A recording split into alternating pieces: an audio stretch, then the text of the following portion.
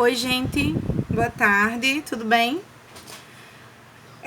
Nós vamos conversar um pouquinho hoje sobre vanguardas europeias. Já teve essa aula naquela aula que o professor que o Estado disponibiliza, certo?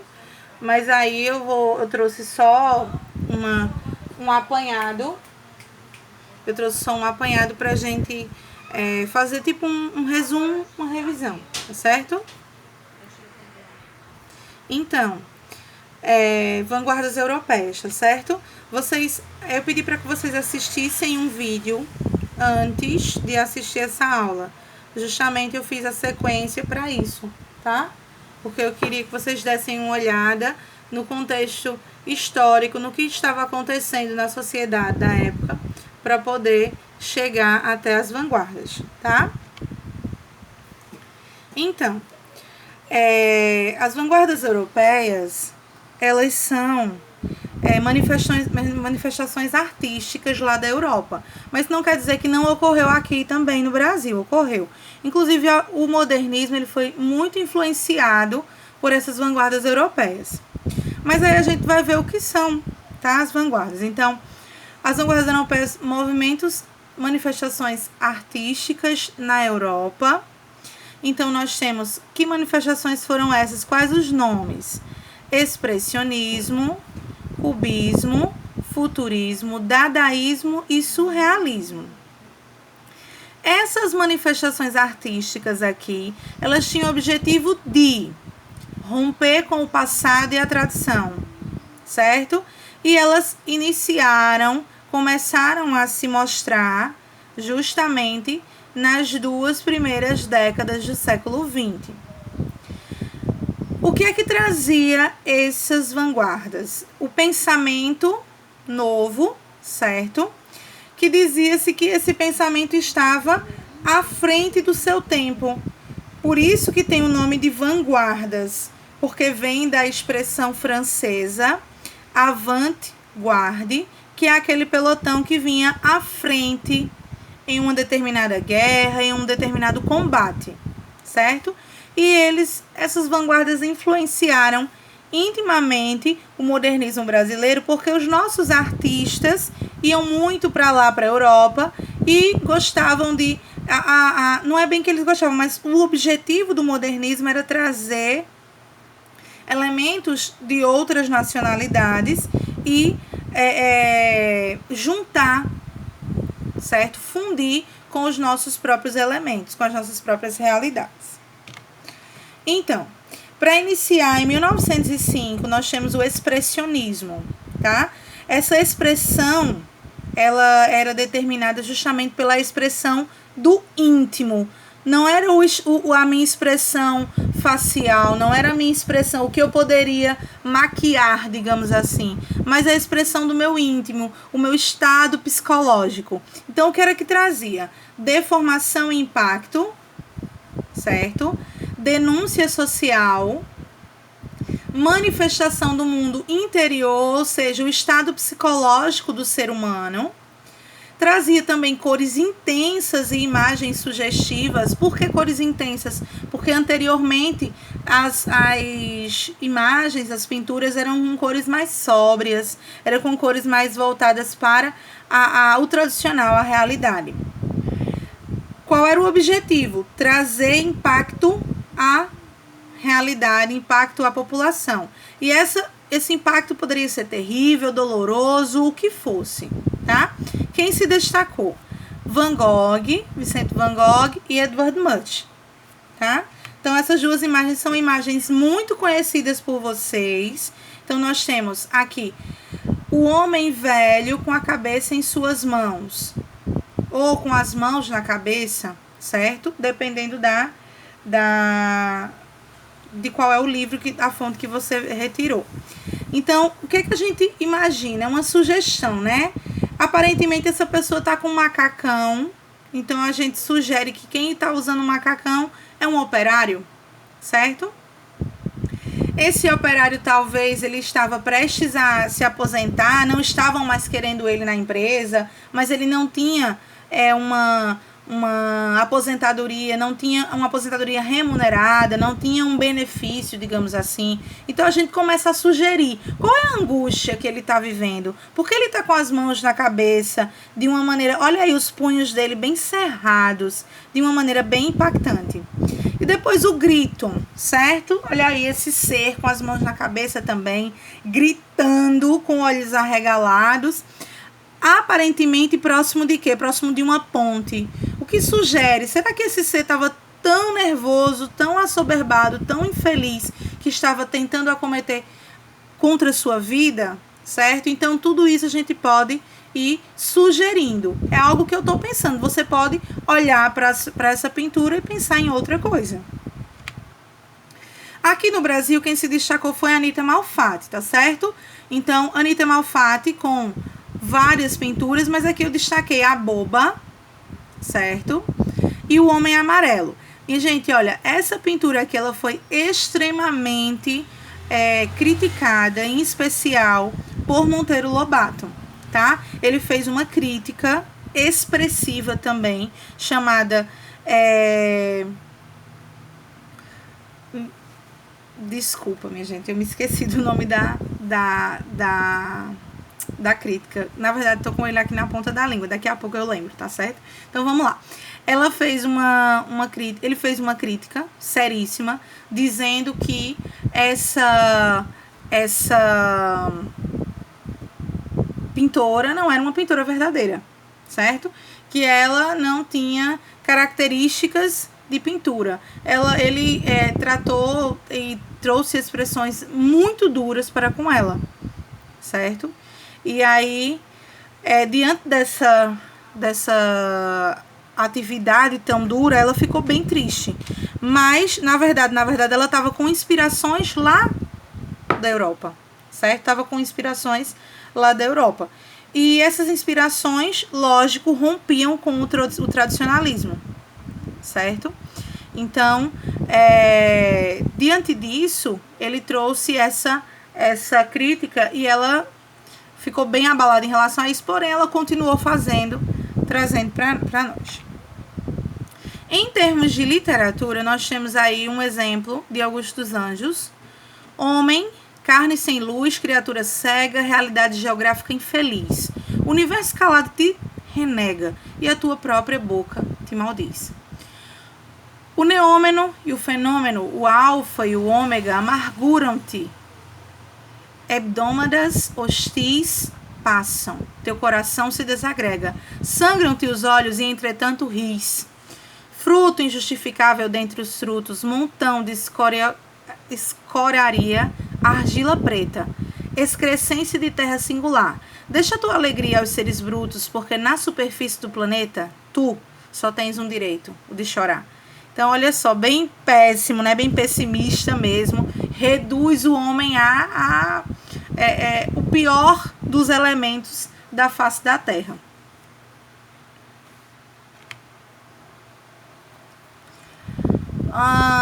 Cubismo, tá? Tô falando rápido para também o vídeo não ficar muito longo. Cubismo iniciou na França. Quando a gente fala em cubo, a gente imagina logo formas geométricas, certo? Tinha como objetivo, igualmente aos outros, o caráter de destruição, certo? As perspectivas diferentes, a realidade e o cotidiano. Dentro da própria literatura, trazia frases nominais e sem pontuação, então eles não queriam...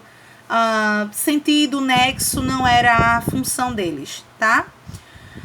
Fim do sentimentalismo, abolição da cópia da arte, ou seja, a arte não tinha que ser igual para todo mundo, nem tradicional para todo mundo, ela tinha que trazer impacto. Nomes importantes: Apolinari, Pablo Picasso, George Braque. Qual o nome principal? Pablo Picasso, tá? Então, vamos lá. Pablo Picasso, essas duas imagens, com certeza vocês já viram. Elas foram presentes em algumas questões de Enem nos diversos anos, tá? Então, nós temos aqui Guernica e as Senhoritas de Venho. Então, vamos lá. Guernica fala justamente de uma guerra né, ocorrida em uma cidade chamada Guernica, lá na Espanha. E você pode perceber que é uma estrutura bem diferenciada de todos os elementos tradicionais em relação à guerra. Você pode ver que são pedaços de pessoas, a gente não tem uma estrutura realmente, mas a feição dessas pessoas, a feição desses animais, a gente pode perceber que dá um impacto grandioso, dá uma ideia de guerra realmente, de confusão, digamos assim. Nessa segunda aqui, nós temos aí as senhoritas, aparentemente estão nuas, né? Cores muito vibrantes. Veja que o rosto de cada uma tem uma estrutura que não é igualzinha, que não é perfeita, certo? Tem uma estrutura imperfeita. Então, ele trazia para nós também essa ideia. Tarsila do Amaral, tá? Também aqui no Brasil se destacou. Então, nós temos aí duas obras importantes. O Mamoeiro, você pode observar, né? Tudo muito metrificado, tudo muito voltado para as formas geométricas e também para a idade cotidiana. Aparentemente, uma mãe levando seus filhos para algum lugar, não sei, cruzando uma determinada ponte. Aparentemente, também cidade do interior, né? Então, outro elemento do cotidiano é o carnaval em Madureira, certo? Então, veja só. Vocês vão perceber que é uma festa colorida. Quem são os participantes dessa festa? Aparentemente pessoas populares, pessoas negras, pessoas que estão presentes onde? Em um subúrbio, que é justamente Madureira. Vanguardas europeias, o cubismo na literatura aqui no Brasil, certo? Teve uma influência com elementos de fragmentação da realidade, predominância de alguns reflexos, de alguns flashes. Então, vamos lá. Você pode perceber. Hípica, tá certo? Nós temos saltos recordes, sem pontuação, sem nada. Cavalos da Penha. Correm jockeys de Higienópolis. Os magnatas, as meninas. E a orquestra toca. Chá. Na sala de coquetéis. Então, olha só. Pode ver que não tem uma continuação precisa, não tem uma pontuação. As palavras, as frases são iniciadas todas com letra maiúscula. E aí a gente vê, existe uma fragmentação do pensamento. A gente pode até organizar, mas existe uma fragmentação. Futurismo na França, em 1909, tá? Então, olha só. Exaltação da máquina. Lógico, gente, o nome futurismo já diz futuro, tá pensando lá na frente. Então, exaltação da máquina, vida moderna, certo? Velocidade, por quê? Porque falava sobre fábrica, sobre máquina, sobre motor, automóvel, movimento, tá? E aí eles valorizavam o quê? Uma arte agressiva. Que arte agressiva era essa? Era uma arte agressiva que dizia que tudo que fosse velho tinha que ser destruído. Tudo que fosse tradicional. Então, praças, museus, bibliotecas, igrejas, todos os monumentos que pudessem lembrar o tradicionalismo deveria ser destruído. Em virtude disso, esses futuristas, eles defendiam a ideia de guerra, certo? Para higienizar, ou seja, para que nada de antigo e tradicional estivesse mais presente, para não influenciar nas decisões e no olhar das pessoas, tá? Então, valorização da guerra, do militarismo e da destruição. Trazia também cores vivas e deformadas e trazia também palavras de liberdade. Apesar de quererem liberdade, essa estrutura aqui, o futurismo, ele pregava a submissão da mulher, ou seja, não queria o feminismo. Então, assim, nisso aí eles eram bem contraditórios, tá? Então, o cofundador, Filipe Marinetti, e Giacomo Balla foi um artista que se destacou. Então, vamos lá.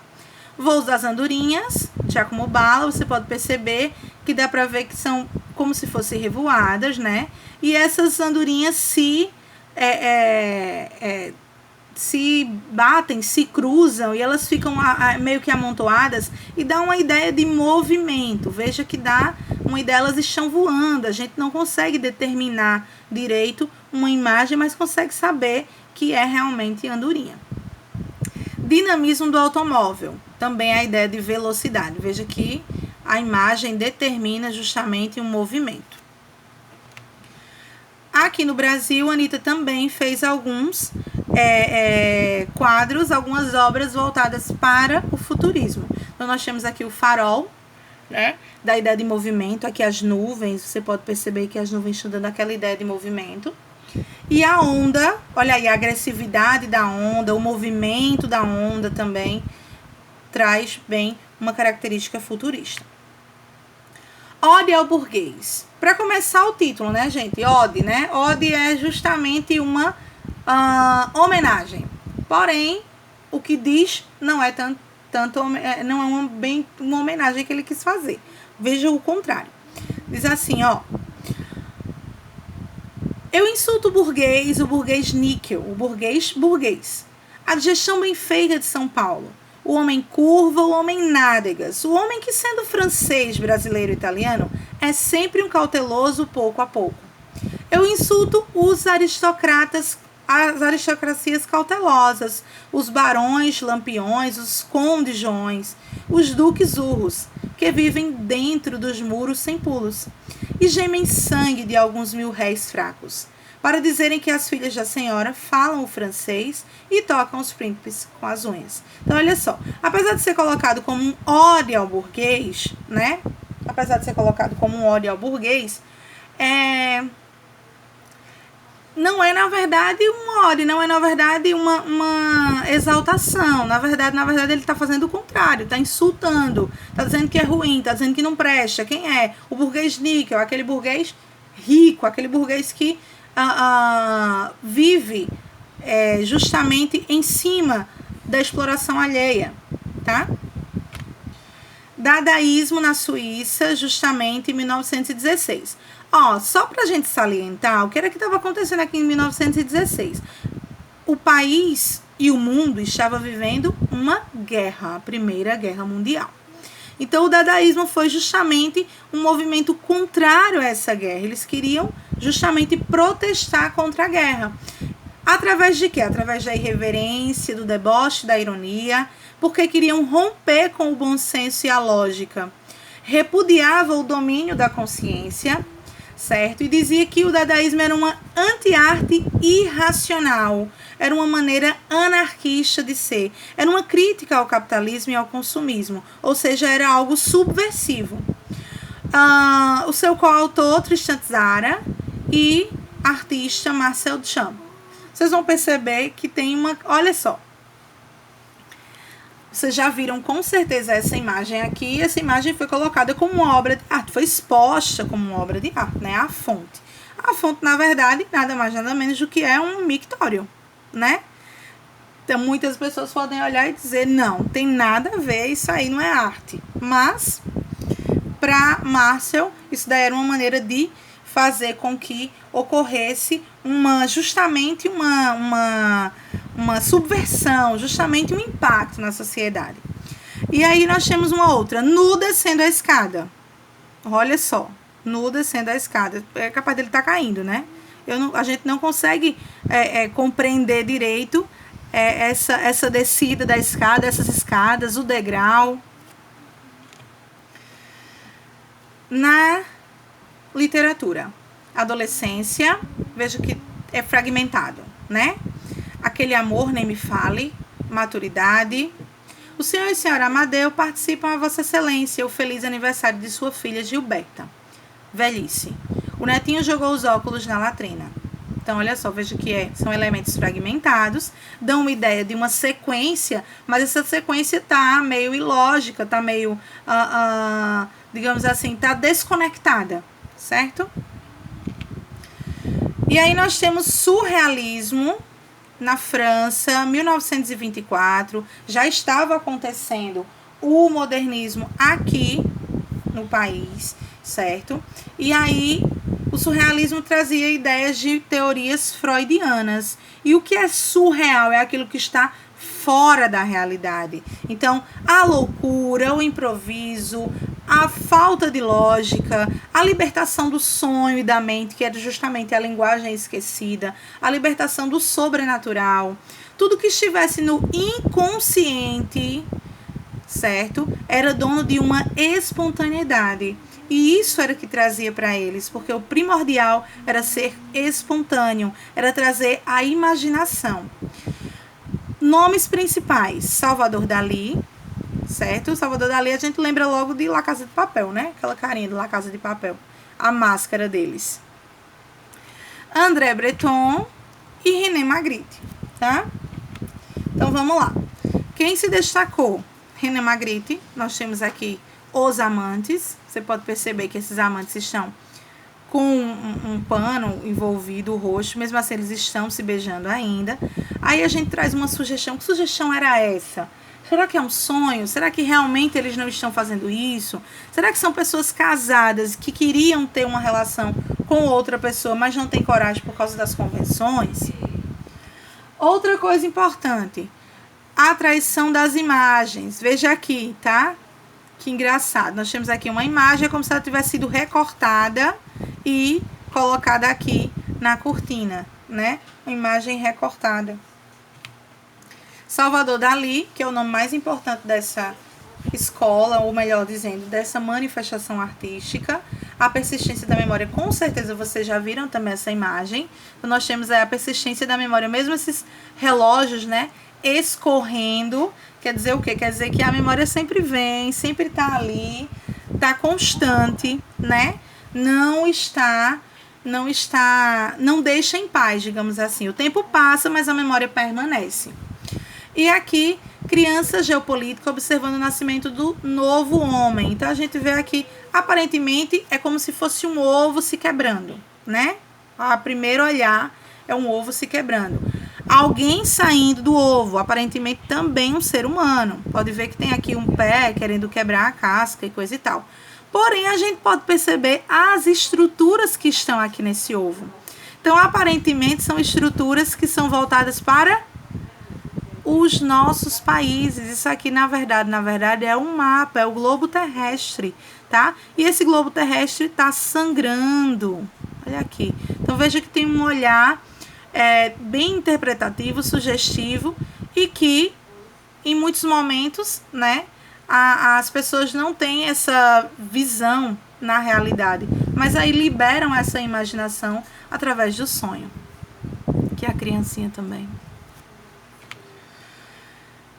Uma artista importantíssima que a gente vai ver, vai ter um slide só para Tarsila do Amaral quando for no modernismo, tá? Então aqui o ovo, não sei o que ela quis dizer com isso aqui, mas é o ovo, tá? E o Abapuru, que é a pintura mais conhecida de Tarsila do Amaral e é representante do modernismo brasileiro. Aí nós temos um exemplo de literatura, um fragmento, Murilo Mendes, tá? Pré-história. Mamãe vestida de rendas tocava piano no caos. Uma noite abriu as asas, cansada de tanto som, equilibrou-se no azul. De tonta, não mais olhou. Pra mim, pra ninguém. Cai no álbum de retratos. Veja que a gente vai tentando organizar essa ideia de essa história ou essa pré-história que ele está falando aí, mas essa é mais voltado para um sonho, para uma imaginação, para um delírio do que propriamente para uma realidade, tá? Eu vou passar os exercícios para vocês em PDF, tá? E aí vou dizer para vocês qual é o dia que vocês vão entregar, quando é que vocês vão mandar para mim, ok? Tchauzinho, até a próxima aula, se Deus quiser.